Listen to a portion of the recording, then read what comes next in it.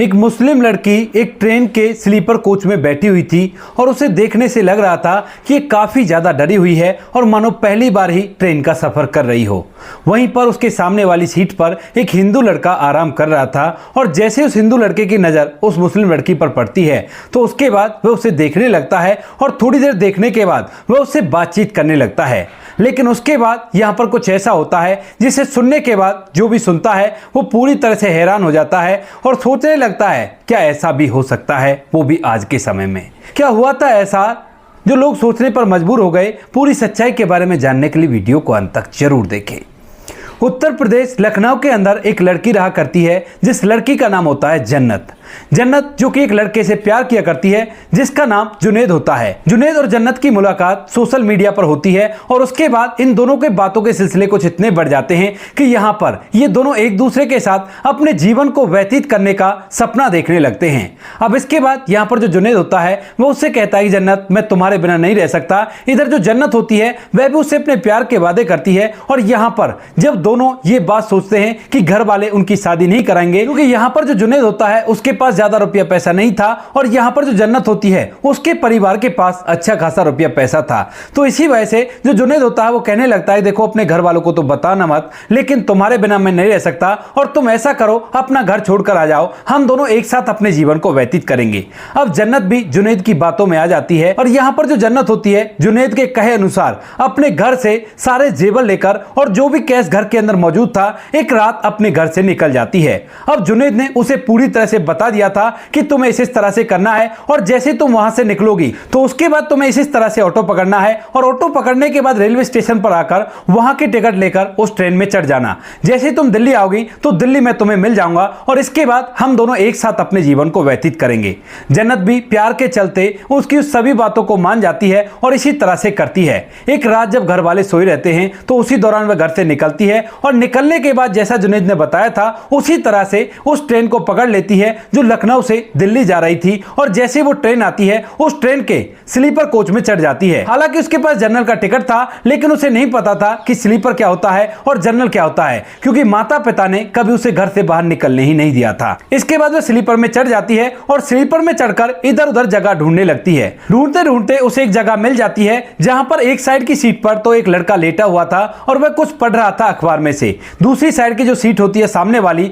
वह पूरी तरह से खाली थी। अब इसके बाद जन्नत उस थैले को लेकर वहां पर बैठ जाती है और बैठने के बाद इधर उधर बड़ी अजीब निगाहों से देखने लगती है। अब इधर जो सामने लड़का बैठा हुआ था उस लड़के का नाम होता है सिद्धार्थ। सिद्धार्थ जिसके घर में उसकी 7 बहनें हैं और वो अकेला भाई है। माता पिता उसके नहीं है, उसकी शादी हो चुकी है और वही अपनी बहनों की देखरेख किया करता है, उन्हें पढ़ाता है लिखाता है और अब उनकी शादी भी वही करवाएगा जो कि दिल्ली में रहकर कुछ काम किया करता है और उसी काम के सिलसिले में वह दिल्ली जा रहा है। अब इसके बाद यहां पर जैसे सिद्धार्थ अपने अखबार को पढ़ते हुए उस लड़की की तरफ देखता है तो एकदम से उसे अपनी बहन की याद आ जाती है क्योंकि उस लड़की जन्नत की उम्र भी इतनी होगी जितनी उसकी उम्र थी। और उसके बाद जो सिद्धार्थ होता है वो बार बार उसकी तरफ देखने लगता है। जब थोड़ी देर तक वह उसको देखता रहता है तो उसे महसूस हो जाता है कि इसे डर लग रहा है और इसे घबराहट हो रही है क्योंकि उसे देखने से साफ साफ जाहिर हो रहा था कि यह पहली बार ट्रेन का सफर कर रही है। लेकिन यहां पर जन्नत के प्रेमी जुनैद ने उसे बता दिया था कि रास्ते में तुम बिल्कुल भी मत घबराना और पूरी कॉन्फिडेंस रहना और किसी से भी ज्यादा कोई बात मत करना, सीधा यहां पर आकर उतर जाना।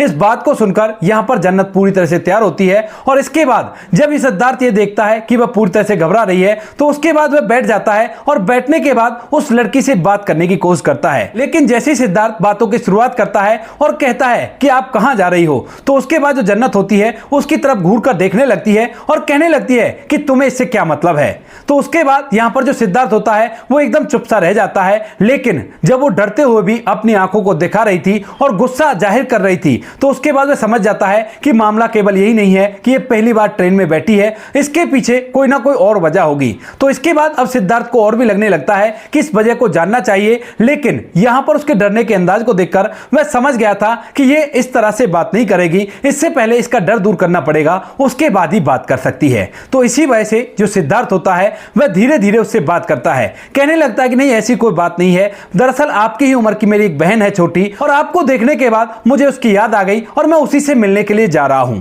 अब इस बात को सुनकर यहां पर जो सामने जन्नत बैठी हुई थी वो थोड़ी सी सहज होती है, क्योंकि उसने कहा था कि मेरी एक बहन है आपकी तरह की, और आपको देखकर मेरी बहन की याद आ गई। तो यहां पर वह सोचने लगती है कि अच्छा इंसान है। तो उसके बाद जो जन्नत होती है वो कहने लगती है कि माफ कीजिएगा, मैं तो कुछ गलत ही समझ रही थी, मैं दिल्ली जा रही हूं। अब इस बात को सुनकर सिद्धार्थ पूछने लगता है कि दिल्ली किस काम से जा रही हो, क्या आप भी कहीं पढ़ा करती हैं या फिर कहीं नौकरी किया करती हैं। अब इस बात को सुनने के बाद यहां पर जो जन्नत होती है वो थोड़ी देर तक चुप सी रह जाती है और फिर एकदम से कहती है कि मैं अपने एक दोस्त के पास जा रही हूं। अब इस बात को सुनकर जो सिद्धार्थ को शक था वह शक पूरी तरह से यकीन में बदलता रहता है, और उसके बाद वह उससे और भी इधर उधर की बातें करता है। उसे अपने मोबाइल फोन के अंदर अपनी बहनों के फोटो दिखाता है और कहता है कि देखो ये है मेरी बहन, और आपको देखकर बिल्कुल मुझे मेरी बहन की याद आ गई और इसी वजह से मैं आपसे बात करने लगा। इसके बाद जन्नत को और भी एहसास होता है कि ये आदमी बहुत अच्छा है और इसके साथ मैंने गलत किया। तो उसके बाद वो कहने लगती है भैया कोई बात नहीं, पहले जो मैंने आपके साथ व्यवहार किया था उसके लिए मुझे माफ कर देना। तो यहां पर सिद्धार्थ हंसी में इस बात को टाल देता है और कहने लगता है कि जब आपने मुझे भैया कह ही दिया है तो भैया को यह तो बता दो कि इतनी रात में सफर करने की आपको क्या जरूरत पड़ गई, दिन के समय में सफर कर लेती अगर दोस्त से ही मिलना था, कहीं कोई वैसी बात तो नहीं है। तो इसके बाद यहां पर जो जन्नत होती है अब तक उसे सिद्धार्थ पर पूरा विश्वास हो चुका था और वह कहने लगती है कि भैया दरअसल मैं उससे प्यार किया करती हूं और मैं घर छोड़कर भागकर आई हूं, उसने मुझे बुलाया है। अब इस बात को सुनकर यहां पर सिद्धार्थ को यह बात बड़ी बुरी लगती है, क्योंकि यहां पर इस लड़की को देखने के बाद सच में उसे अपनी बहन की याद आई थी और यह लड़की किसी और के लिए भागकर जा रही है। उसके बाद सिद्धार्थ फिलहाल एक साथ कुछ भी नहीं कहता है, उससे और भी इधर उधर की बातें करने लगता है। कहता है कि चलो वो बात छोड़ो, लेकिन ये बताओ कि तुम्हारे घर में कौन कौन है। तो इसके बाद जो जन्नत होती है अपने घर के बारे में बताती है, कहती है कि मेरा एक बड़ा भाई है, मेरे पिता हैं और मुझसे 4 छोटे भाई और हैं। मैं इकली ही बहन हूं सभी भाइयों की और सभी लोग मुझसे बहुत ज्यादा प्यार किया करते हैं। अब इस बात को सुनने के बाद जो सिद्धार्थ होता है वो कहने लगता है क्या तुम्हारे प्रेमी से भी ज्यादा किया करते हैं या फिर प्रेमी का प्यार उनसे ज्यादा है। अब इस बात को सुनने के बाद जन्नत एकदम से चुप सी हो जाती है और बहुत कुछ सोचने लगती है।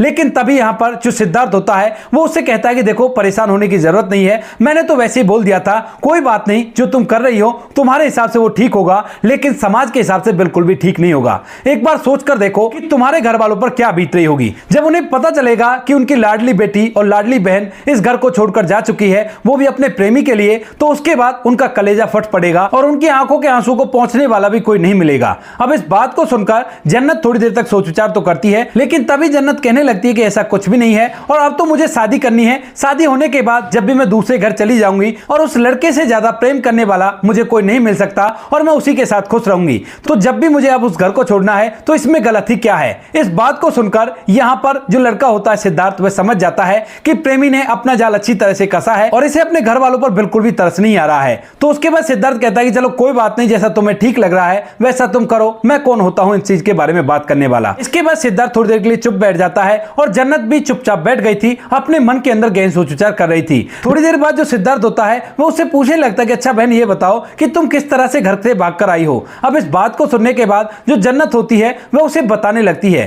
कहती है कि माता पिता सो रहे थे और मैंने अपने घर से कीमती सामान और जेवर लिए और उसके बाद मैं वहां से चुपचाप निकल आई, शायद हो सकता है अभी तक उन्हें पता भी नहीं चला होगा। तो यहां पर जो सिद्धार्थ होता है वह कहता है कि सच में ही तुम्हारा प्रेमी तुमसे बहुत ज्यादा प्यार किया करता है क्या। तो वो कहने लगती है कि हाँ भाई सच में ही मेरा प्रेमी मुझसे प्यार किया करता है और इसीलिए उसके लिए मैंने अपने घर वालों को छोड़ दिया है। इसके बाद सिद्धार्थ कहने लगता है कि बहन एक बात कहूं अगर बुरा ना मानो तो उसके बाद वो कहने लगती है कि हाँ भाई बताओ क्या बात तुम्हें कहनी है। तो सिद्धार्थ कहने लगता है कि जेवर और कीमती सामान के लिए तुम्हें किसने कहा था, तुम घर छोड़कर आ रही थी तो वैसे ही आ जाती। तो इसके बाद जन्नत कहने लगती है कि इनके लिए मुझे मेरे प्रेमी ने कहा था, क्योंकि जब मैं घर से भाग कर जा रही हूं तो वो भी अपने घर से दूर रहेगा और इतने दिनों तक हमारे ये पैसे काम आ जाएंगे। अब इस बात को सुनकर सिद्धार्थ मुस्कुराने लगता है और जब जन्नत सिद्धार्थ को मुस्कुराता हुआ देखती है तो पूछने लगती है कि भाई तुम इस तरह से क्यों मुस्कुरा रहे हो। तो उसके बाद सिद्धार्थ कहता है कि बहन तुम्हें अच्छी तरह से फंसाया गया है। अब इस बात को सुनकर जन्नत को थोड़ा सा बुरा लगता है और वो कहने लगती है कि तुम्हारा मतलब क्या है, कहना क्या चाहते हो तुम। तो उसके बाद सिद्धार्थ कहता है कि देखो बुरा मानने की बात नहीं है, लेकिन तुम्हारा प्रेमी तुमसे बिल्कुल भी प्यार नहीं किया करता। अगर वो तुमसे प्यार करता तो क्या 2 महीने के लिए तुम्हारा खर्चा नहीं उठा सकता था? क्या इतने पैसे भी उसके पास इकट्ठा नहीं है जिन पैसों से 2-3 महीने वो तुम्हें अपने पास रख सके? और इसके लिए उसने तुम्हारे घर से तुम्हारे पैसे और जेवर लाने के लिए तुमसे कहा है। अब इस बात को सुनकर जन्नत को यह बात बुरी लगती है और वो कहने लगती है कि इसमें बुराई क्या है, हम दोनों एक दूसरे से प्यार किया करते हैं, तो मैं करूं या वो करे उसमें कौन सी बड़ी बात है। वैसे भी वो मेरा साथ तो दे रहा है ना, इतना ही काफी है, पैसे और रुपए तो हमारे पास ही काफी हैं। हैं। लेकिन तभी जो सिद्धार्थ होता है वो कहता है कि हाँ हाँ आपकी बात सही है, आपसे वो प्यार किया करता है और इतना प्यार किया करता है कि कुछ दिनों तक जब तक ये पैसे तुम्हारे पास रहेंगे इतने दिन तक तो ये तुमसे खूब सारा प्यार करेगा, लेकिन उसके बाद फिर तुम देख लेना तुम्हारे साथ क्या होता है। और मुझे क्या इस बात से, मुझे तो तुम अपनी बहन की जैसी लगी, उसी वजह से मैं तुम्हें राय दे रहा था। लेकिन अगर तुम्हें बुरा लग रहा है तो कोई बात नहीं, आगे तुम्हारी मंजिल पड़ी है और ये ट्रेन चल रही है, तो यहां पर ऐसी वैसी कोई बात तो नहीं है, तुम आराम से वहां पर जाना और कुछ दिनों बाद जब तुम्हें पता चल जाएगा तो अपने आप तुम्हारी आंखें खुल जाएंगी। अब इस बात को सुनकर जन्नत थोड़ी सी चुप रह जाती है और कहने लगती है कि नहीं भैया ऐसा नहीं हो सकता, वो मुझसे बहुत ज्यादा प्यार किया करता है। तो यहां पर सिद्धार्थ को लगने लगता है कि ये उसकी किसी बात को मानने के लिए तैयार है, तो वो कहने लगता है कि अच्छा बहन ठीक है, अगर वो तुमसे सच्चा प्यार किया करता है तो तुम ऐसा करो, मेरा एक कहा मान लो और उसके बाद उसकी असलियत तुम्हारे सामने आ जाएगी। इस बात को सुनकर जो जन्नत होती है वह तैयार हो जाती है उसका कहा मानने के लिए। तो यहां पर जो सिद्धार्थ होता है वो कहता है कि ऐसा करो, अपने प्रेमी के पास फोन मिलाओ और उससे ये बात कहो कि मैं घर से निकल रही थी, लेकिन तभी घर वाले आ गए और उन्होंने जब मुझे देखा कि मैं घर छोड़कर जा रही हूं तो वो लोग मेरी शादी तुमसे कराने के लिए मान गए हैं और तुम ऐसा करो यहां पर आकर मेरे घर वालों से बात कर लेना कल, और कल हम लोग मिलते हैं। इस बात को सुनकर जन्नत उसकी बात मान जाती है और सीधा अपने प्रेमी जुनैद के पास फोन कर देती है और फोन करके उसे सारी बात बता देती है। अब जैसे जुनैद ये बात सुनता है तो वो कहने लगता है कि जन्नत ऐसे कैसे हो सकता है, क्या तुमने बताया नहीं था कि मेरे पास बिल्कुल भी पैसा नहीं है और ऊपर से मुझ पर ढेर सारा कर्जा है। तो उसके बाद यहां पर जन्नत कहने लगती है कि मैंने सब कुछ बता दिया है और कोई भी दिक्कत नहीं है, वो तैयार हैं तुमसे मेरी शादी कराने के लिए और तुम्हें कल लाकर बात करनी होगी। लेकिन जैसे ही यहां पर पूरा प्लान जुनैद को चौपट होता हुआ दिखाई देता है तो उसके बाद वो कहने लगता है कि ऐसा है, अगर तुम्हारे घर वाले मान गए हैं तो अच्छी बात है, लेकिन मेरे घर वाले कभी भी इस बात के लिए नहीं मानेंगे और तुम्हें भागकर ही मुझसे शादी करनी होगी। अब इस बात को सुनकर जो जन्नत होती है वो कहने लगती है कि क्यों, ऐसा क्यों है, क्योंकि जब मेरे घर वाले मान गए हैं तो तुम ऐसा करो मेरे घर वालों से शादी की बात कर लो और हम लोग यहीं पर हंसी खुशी शादी करके यहीं पर रहने लगेंगे, कोई भी प्रॉब्लम नहीं है। लेकिन जुनैद कैसे भी करके उसे भगाने के लिए मजबूर कर रहा था। तो इसके बाद यहां पर जो जन्नत होती है वो कहने लगती है कि ठीक है, अगर ऐसी बात है तो मैं तुम्हारे पास आ रही हूं, अभी के अभी यहां से चल दूंगी, लेकिन जब हमारे माता पिता राजी हैं तो कोई भी दिक्कत नहीं है, पिताजी हमें पैसा दे दिया करेंगे और मैं घर से कुछ भी सामान नहीं लेकर आ रही हूं। अब जैसे इस बात को जुनैद सुनता है तो उसके बाद वह एकदम से फोन काट देता है और उसके बाद जो जन्नत होती है बार बार उसके पास फोन मिलाती है, लेकिन जुनैद उसका फोन नहीं उठाता है। और यहां पर यह बात साफ जाहिर हो गई थी कि जुनैद को केवल उसके पैसे और ज्वेलरी चाहिए थे। और जैसे ही यह बात जन्नत को महसूस होती है तो उसके बाद वह एकदम से फूट फूट कर रोने लगती है। यहां पर जो सिद्धार्थ होता है वह उसे सहारा देता है और कहने लगता है कि बहन देखो ना, आ गई ना तुम्हारे प्रेमी की असलियत तुम्हारे सामने, जब तक तुम्हारे पास ये पैसा रहता उतने दिन तक वो तुम्हें अच्छी तरह से रखता, तुमसे प्यार भी करता, लेकिन जैसे ही पैसा खत्म हो जाता उसके बाद वो अचानक से या तो गायब हो जाता या फिर तुम्हें कहीं इधर उधर पहुंचा देता और उसके बाद अपनी जिंदगी को आराम से व्यतीत करता। लड़कियों को इस तरह से फंसाकर कुछ लोग अपनी जिंदगी तक को व्यतीत कर लिया करते हैं और उन्हें कोई भी परेशानी नहीं हुआ करती। इसी वजह से जब आपको डरे सहमे से मैंने देखा और आपसे बात की तो मुझे महसूस हो गया था कि शायद आप घर से भागकर आई हो, और आपको देखने के बाद मुझे लगा कि मेरी बहन होती तो क्या होता। इसी वजह से मैंने आपको समझाया और अब अगर आपके समझ में आ गया हो तो अपने घर लौट जाओ, और घर वाले ही असलियत में प्यार किया करते हैं। इस बात को सुनकर जन्नत कहने लगती है कि भैया घर तो लौट जाऊंगी, लेकिन अब तक घर वालों को पता चल गया होगा और मेरे घर वाले मुझे बिल्कुल भी माफ नहीं करेंगे। लेकिन तभी यहां पर जो सिद्धार्थ होता है वो कहता है कि बहन तू चिंता क्यों कर रही है, जब तूने मुझे भाई कह ही दिया है और मैं भी तुम्हें बहन ही समझ रहा हूं, तो इस बात में मैं तुम्हारी मदद कर दूंगा। ऐसा करो अपने पिता के पास फोन मिलाओ और मुझसे उनकी बात करवाओ। इसके बाद जो जन्नत होती है वो डरते डराते अपने पिता के नंबर पर फोन मिलाती है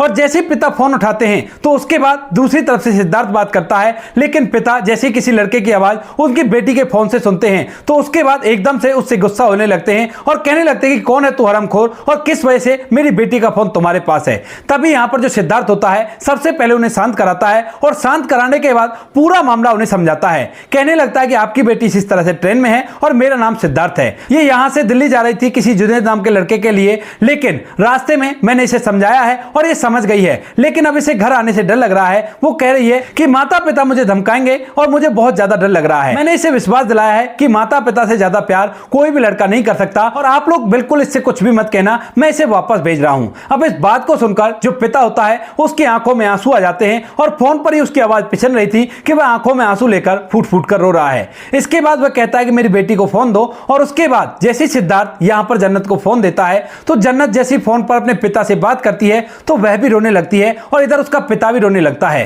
कहने लगता है कि बेटी कोई बात नहीं, तुमसे गलती हो गई, लेकिन इस गलती को ज्यादा मत बढ़ाओ, किसी को भी इस बारे में नहीं पता चला है और तुम फौरन से घर आ जाओ। अभी तो हम लोग घर के अंदर ही तुम्हें ढूंढ रहे थे और बार बार तुम्हारे फोन पर फोन कर रहे थे, लेकिन तो फोन ही नहीं उठा रही थी। तो यहाँ पर जो बेटी होती है वो कहती है कि ठीक है पिताजी, मैं वापस लौट रही हूँ, आप लोग ऐसा करो स्टेशन पर आ जाओ और वहीं पर मैं आपको मिल जाऊंगी। इसके बाद जो सिद्धार्थ होता है जन्नत को आने वाले स्टेशन पर उतार देता है और वहां से जो दूसरी ट्रेन वापस लखनऊ के लिए जा रही थी उस ट्रेन के बारे में बताकर कह देता है कि बहन इस ट्रेन के अंदर बैठ जाना और ये ट्रेन तुम्हें तुम्हारी मंजिल तक पहुंचा देगी। इसके बाद जन्नत वापस अपने घर आ जाती है और माता पिता उसे माफ कर देते हैं और माफ करके अपने घर के अंदर रखने लगते हैं। लेकिन यहां पर इसके बाद से जन्नत के परिवार और सिद्धार्थ के बीच में काफी अच्छे फैमिली जैसे रिलेशन बन गए हैं, क्योंकि उतरते समय सिद्धार्थ ने अपना नंबर दे दिया था और कहा था कि बहन कोई भी प्रॉब्लम हो तो तुम मुझे बता देना, मैं तुम्हारी जैसी होगी वैसी मदद कर दूंगा और कोई भी परेशान होने की जरूरत नहीं है। घर जाकर माता पिता भी कुछ कहें तो एक बार मुझसे उनकी बात करवा देना, ये मेरा नंबर है। और जब ये पूरी कहानी जन्नत अपने माता पिता को सुनाती है कि इस तरह से सिद्धार्थ नाम के लड़के ने मुझे बहन कह कहकर समझाया था और समझाने के बाद उसकी वजह से मैं वापस लौटी हूं, वरना मेरी जिंदगी पूरी तरह से बर्बाद हो जाती। तो उसके बाद यहां पर जो जन्नत के माता पिता हैं वह सिद्धार्थ से बात करने लगते हैं और बातचीत के दौरान जब कभी सिद्धार्थ लखनऊ आता है तो यहां पर उनके परिवार से मिलकर जरूर जाता है। वो लोग भी उनकी शादी ब्याह में आया जाया करते हैं और सभी लोग हंसी खुशी एक साथ रहा करते हैं। तो दोस्तों ये थी आज की कहानी, आपको जैसी भी लगी हो कमेंट सेक्शन में बता देना। वीडियो अगर अच्छी लगी हो तो वीडियो को लाइक और चैनल को सब्सक्राइब जरूर करें ताकि हमें थोड़ा सा हौसला मिल सके आप लोगों के लिए ऐसे अच्छे वीडियो बनाने के लिए। इन कहानियों को सुनाने का उद्देश्य किसी को परेशान करना बिल्कुल भी नहीं है। ये कहानी आपको इसलिए सुनाई जाती है ताकि आप लोग इन कहानियों में से कुछ ना कुछ सीख सको और अपने जीवन में उस चीज को अप्लाई कर सको। मिलते हैं किसी नेक्स्ट वीडियो नए टॉपिक के साथ, तब तक के लिए जय हिंद, जय भारत, जय हिंदुस्तान।